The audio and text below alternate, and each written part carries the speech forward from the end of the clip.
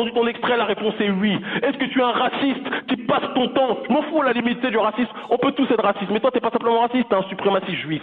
Tu vois ce que je veux dire? T'es un suprémaciste juif. Et tu le montres dans tes actes, tu le montres dans tes agissements, tu le montres en pratiquant l'esclavage même des femmes blanches, etc. en Roumanie. Tu le montres par rapport à ta négrophobie généralisée, systémique vis-à-vis des Noirs de manière globale. Tu le montres dans ton racisme, etc. de manière globale, et tu le sais pertinemment. Est-ce vrai ou est-ce faux, petit cafard? On t'écoute.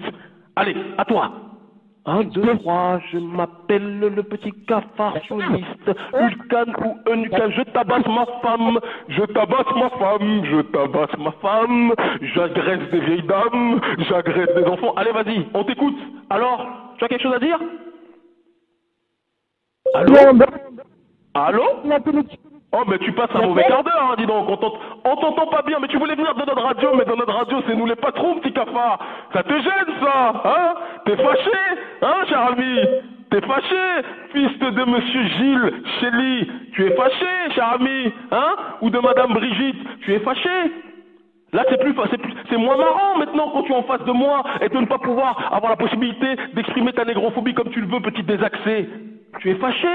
Petit cafard, la question, je te la pose simplement, sinon après on ira dans le cadre de la conclusion.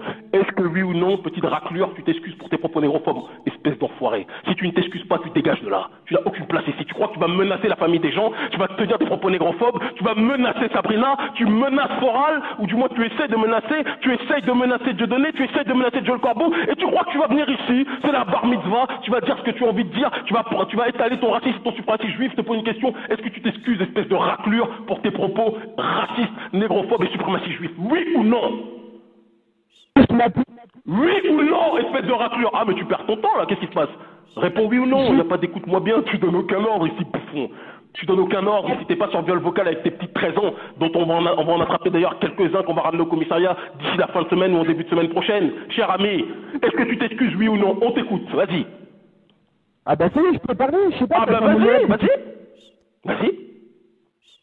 vas-y. On t'écoute. Moi, je me lui. Il y a environ 8-10.